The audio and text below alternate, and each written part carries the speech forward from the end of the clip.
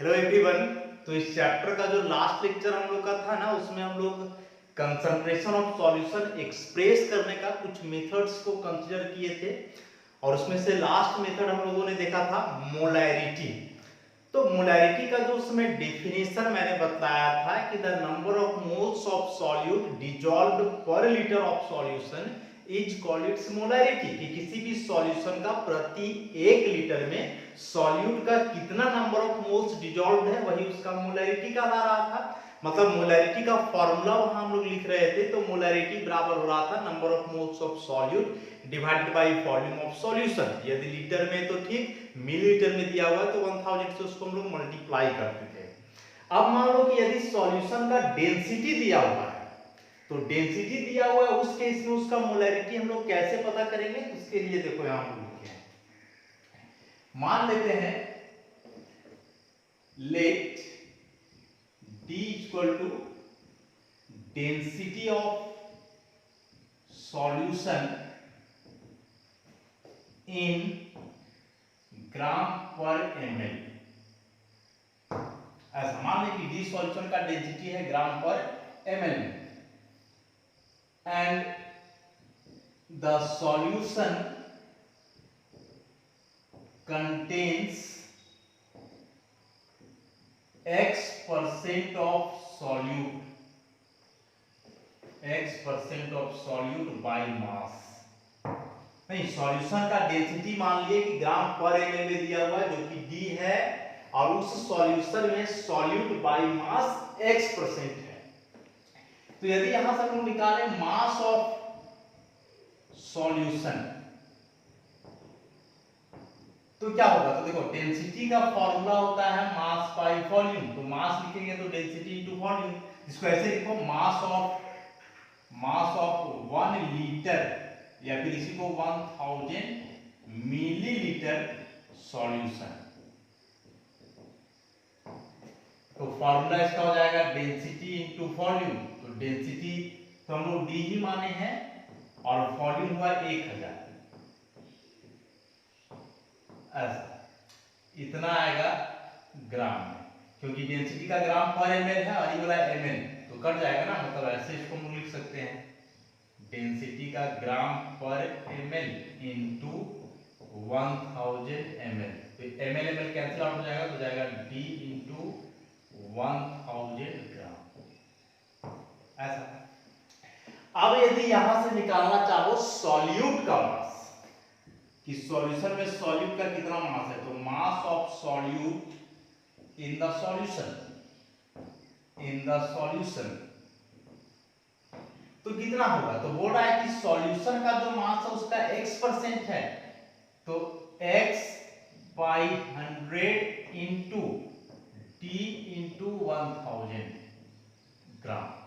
इसको काट दो, ऐसा मिल जाएगा x इंटू D इंटू 10 ग्राम। हो गया किसका? मास ऑफ सॉल्यूट का। अब जो मोलैरिटी का डेफिनेशन होता है कि number of moles of solute by volume of solution, तो नंबर ऑफ मोल्स मतलब given mass by molar mass. तो यदि हम लोग यहां से निकालना चाहें number of moles of solute, ऐसा, तो number of moles of solute यदि हम लोग निकालेंगे तो क्या हो जाएगा? Given mass by molar mass, ऐसा, given mass by molar mass, इस तरह से हम लोग निकालेंगे।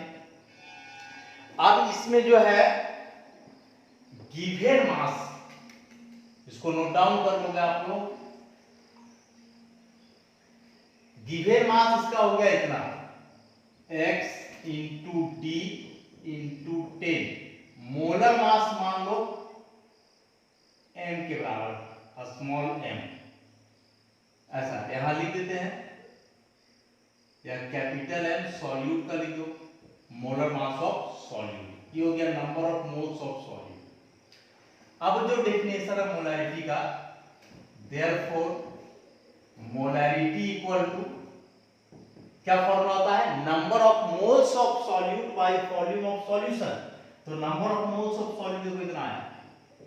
x into D into 10 by molar mass of solute by volume of solution. तो सॉल्यूशन का वॉल्यूम तो 1 लीटर दिया हुआ है ना, ऐसा तो 1 लीटर से इसको डिवाइड कर लो, कोई फर्क तो पड़ेगा नहीं, तो इतना ही रह जाएगा ऐसा।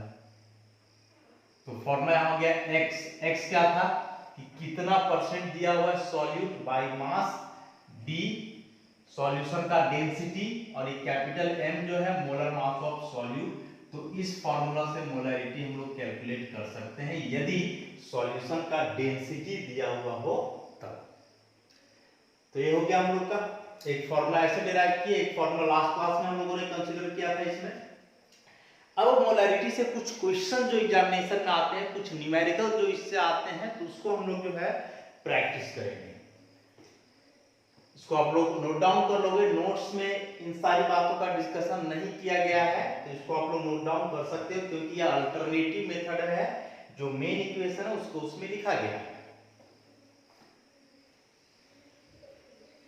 अब जो है क्वेश्चन की यदि बात करें न्यूमेरिकल का, क्या सा क्वेश्चन आता है इससे, तो एक सिंपल सा क्वेश्चन आएगा कि calculate the molarity of A solution, calculate the molarity of A solution containing 4 gram of NaOH in 250 ml of it। ऐसा बोला, calculate the molarity of A solution containing 4 gram of NaOH in 250 ml of it। एक solution का molarity पता करो, उस solution का 250 ml में 4 ग्राम क्या डिसॉल्व है, NaOH, तो इसका मोलैरिटी कितना होगा। तो देखो बड़ा आसान सा, जो फॉर्मूला हम लोग जानते हैं ना, number of moles by volume of solution, तो सॉल्यूशन का वॉल्यूम तो गिवन है ना 250 ml, हम लोग को नंबर ऑफ मोल्स निकालना है सॉल्यूट का। तो सॉल्यूट यहाँ क्या है, NaOH है। सॉल्व करते हैं इसको, तो गिवन क्या क्या दिया हुआ है, mass of NaOH in the solution, solution में NaOH का मास कितना है, तो 4 ग्राम।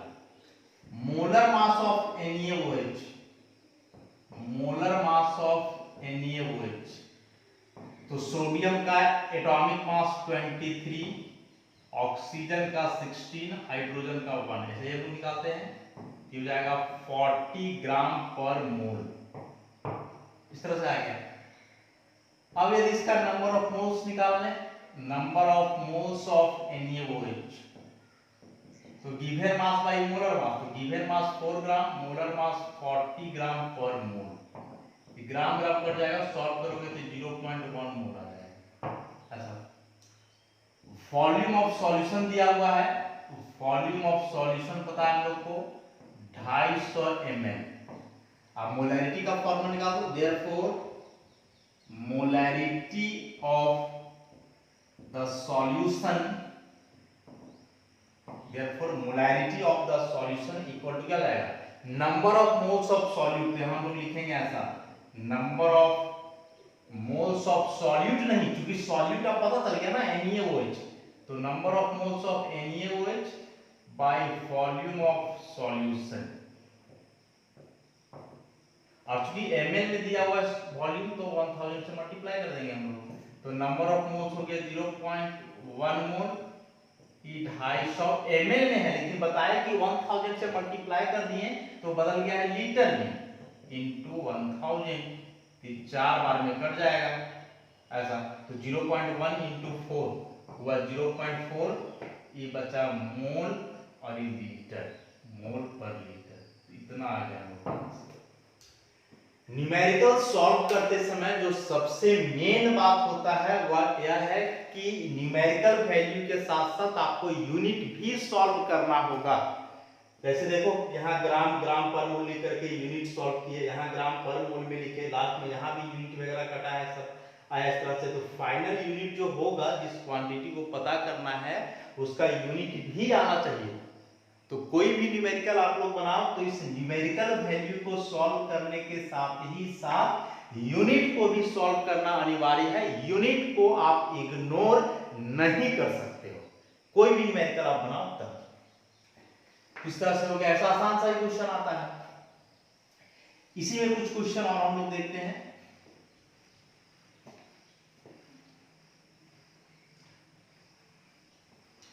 जैसे एक बड़ा इंपॉर्टेंट क्वेश्चन आता है, कैलकुलेट द मोलैरिटी ऑफ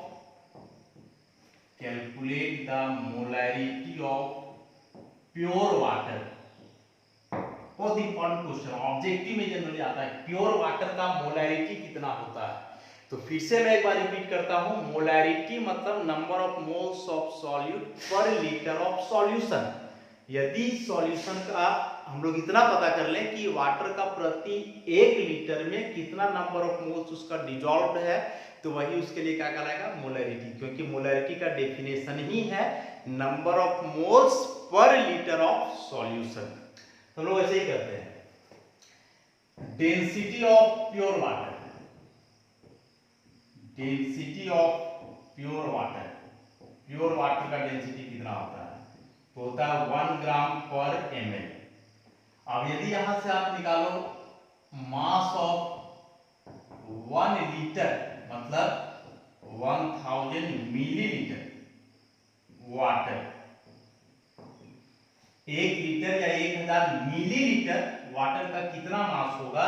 तो देखो वॉल्यूम दिया हुआ है, डेंसिटी दिया हुआ है, तो मास निकालेंगे। तो बार बार बताया जा रहा है कि density equal to mass by volume, तो मास निकालोगे तो डेंसिटी इनटू वॉल्यूम।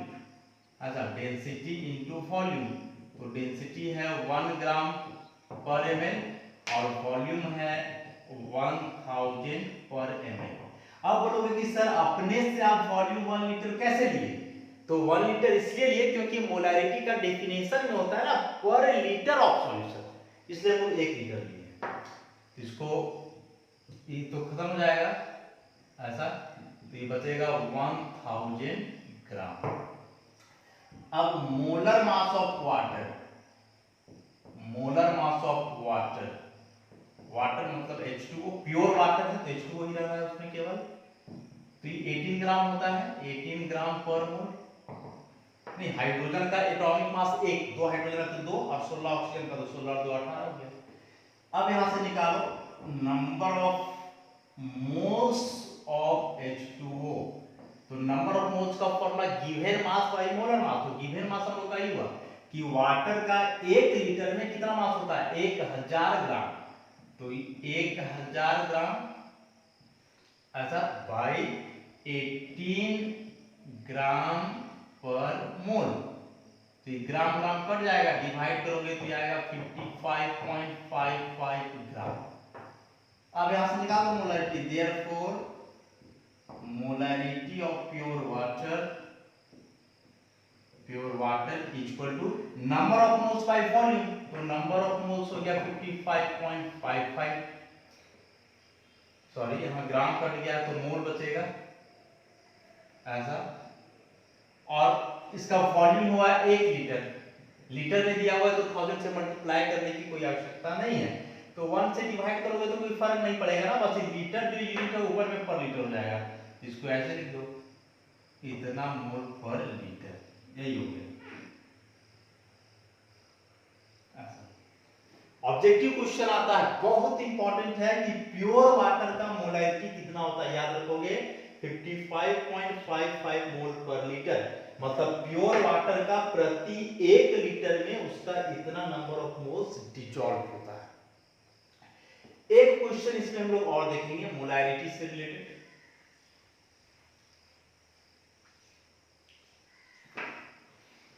आप लोग वीडियो पॉज करके यदि इच्छा हो क्वेश्चन लिखने का कॉपी में तो इसको लिख के सॉल्व करते जाओगे।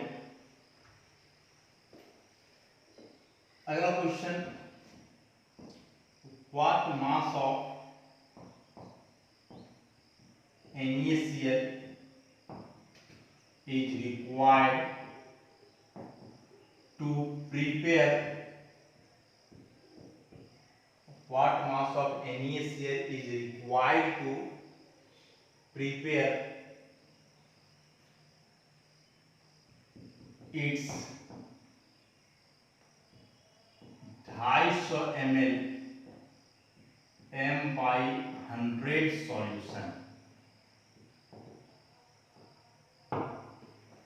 अच्छा, what mass of NaCl is required to prepare its 250 ml m/100 solution. NaCl का सॉल्यूशन बनाना है, ठीक है, कितना बनाना है 250 ml, और इस सॉल्यूशन का कंसंट्रेशन क्या होना चाहिए, तो m/100। क्वेश्चन पूछ रहा है यही कि यदि NaCl का m/100 सॉल्यूशन बनाना हो 250 ml, तो आप कितना ग्राम NaCl लोगे ताकि उसका ऐसा सॉल्यूशन बन जाए। मतलब यहाँ NaCl का मास कैलकुलेट करना है, दिया हुआ क्या क्या है, वॉल्यूम, और इस m/100 का मतलब डिस्कस किए थे लास्ट क्लास में हम लोग की मोलैरिटी दिया हुआ है सॉल्यूशन का। तो सॉल्व करें इसको, given volume of solution 250 ml दिया हुआ है, मोलैरिटी ऑफ सॉल्यूशन, याद रखो m/100 की जगह हो सकता है कि यहां लिखा हुआ हो सेंटीमोलर सॉल्यूशन, क्योंकि बताया था इसका मतलब यही होता है सेंटीमोलर सॉल्यूशन। तो मोलैरिटी ऑफ सॉल्यूशन दिया हुआ है m/100, इसका मतलब बताए थे 1/100 और n हो गया मोल पर लीटर, इसको लिखेंगे 0.01 मोल पर लीटर। अब जो फॉर्मूला होता है मोलैरिटी इक्वल टू वह होगा number of moles of NaCl bye volume of solution. ऐसा, अभी number of moles of NaCl, तो नंबर ऑफ मोल्स बराबर given mass by molar mass, तो ऐसे लिख सकते हैं गिवन मास ऑफ NaCl, ऐसे करके लिखो wait of NaCl bye molecular weight of NaCl divide by volume of solution, ऐसे वॉल्यूम ऑफ सॉल्यूशन, और चूंकि सॉल्यूशन का वॉल्यूम ml में दिया हुआ है तो 1000 से हम लोग मल्टीप्लाई नहीं करेंगे। गिवन मास ऑफ NaCl हम लोग को पता करना है, वेट ऑफ NaCl हम लोग को पता करना है, मोलर मास तो फार्मूला से निकल जाएगा, वॉल्यूम सॉल्यूशन का दिया हुआ है इनटू 1000, ऐसे पुट करो तो देखो मोलैरिटी भी पता है इतना 0.01 mole per litre equal to weight of NaCl नहीं पता है, कैलकुलेट करना है, mass molar mass of NaCl, तो NaCl का मोलर मास कैसे निकालेंगे, तो एटॉमिक मास को जोड़ देंगे, तो सोडियम का एटॉमिक मास होता है 23, क्लोरीन का 35.5, इतना gram per mole into volume of solution, volume of solution कितना दिया हुआ देखो 250 ml, तो ml आप चूंकि 1000 से मल्टीप्लाई कर दिए तो लीटर में बदल जाएगा ना, इनटू 1000, ऐसा हो जाएगा। अब इसको सॉल्व कर दो तो कुछ कुछ चीजें घटेगा, जैसे सबसे पहले इसको यहां काट दो इस 4 बार में, तो यदि आप यहां से निकालोगे मास ऑफ NaCl तो क्या जाएगा 0.01 मोल पर लीटर इनटू ये हो जाएगा 58.5 ग्राम पर मोल, और ये लीटर केवल बचा ऐसा 4 नीचे डिवाइड हो जाएगा, तो देखो लीटर लीटर खत्म हो गया, मोल और मोल खत्म हो गया, तो बचा केवल क्या ग्राम, तो यहां से वेट ऑफ NaCl निकालोगे तो इस सबको सॉल्व कर दो उतना ग्राम मिलेगा। तो फॉर्मूला वही रहना है, कंसेप्ट वही रहना है, बस चीजें अलग हो जाएंगी थोड़ा सा, कभी मोलैरिटी निकालना रहेगा, कभी मास निकालना रहेगा, तो कभी वॉल्यूम निकालना रहेगा, इस तरह से अलग अलग बातें पूछी जा सकती है, लेकिन कंसेप्ट वही रहना है। इसलिए ज्यादा से ज्यादा क्वेश्चन आप लोग इस तरह का प्रैक्टिस करोगे ताकि एग्जामिनेशन में किसी भी प्रकार का क्वेश्चन आए बनाने में कोई परेशानी ना हो।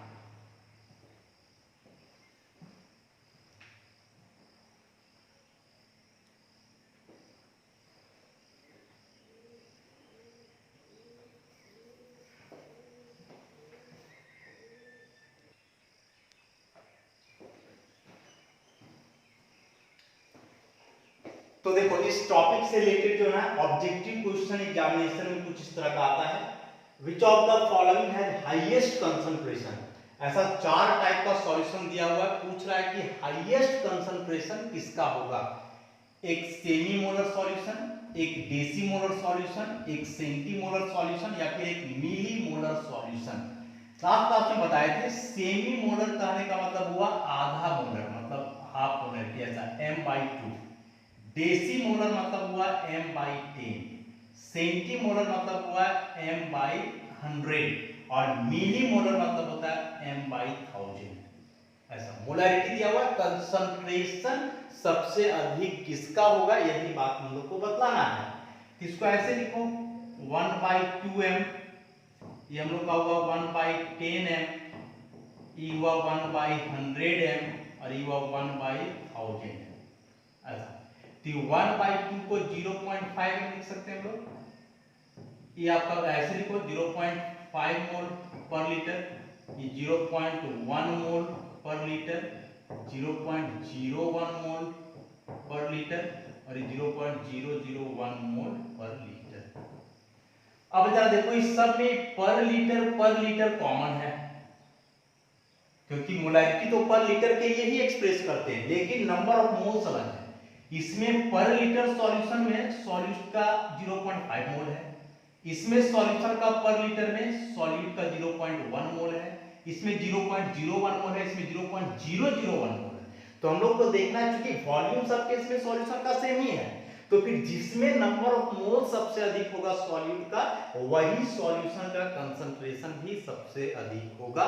तो यहाँ हम लोग देख रहे हैं कि नंबर ऑफ मोल मैक्सिमम है इसमें एक सेमी मोलर सॉल्यूशन में, इसलिए इस सॉल्यूशन का कंसंट्रेशन अभी चारों में से सबसे अधिक होगा। तो यही हो जाएगा इसका आंसर। तो इस तरह से क्वेश्चन एग्जामिनेशन में आते हैं, बहुत इंपॉर्टेंट टॉपिक्स हैं जिससे क्वेश्चन आता है सॉल्यूशन से। जनरली इसी टॉपिक से क्वेश्चन एग्जामिनेशन में पूछा जाता है कंसंट्रेशन से, जिसको आप लोग छोड़ोगे नहीं। मोलैरिटी हम लोगों ने आज डिस्कस किया अच्छे से, न्यूमेरिकल सहित, कुछ पिछला लेक्चर में, कुछ अभी नेक्स्ट लेक्चर में हम लोग जो अगला मेथड है कंसंट्रेशन एक्सप्रेस करने का, उन सारे मेथड्स के बारे में डिस्कस करेंगे। तो आप लोग अच्छे से इसको पढ़ो, समझो और ये करो। धन्यवाद।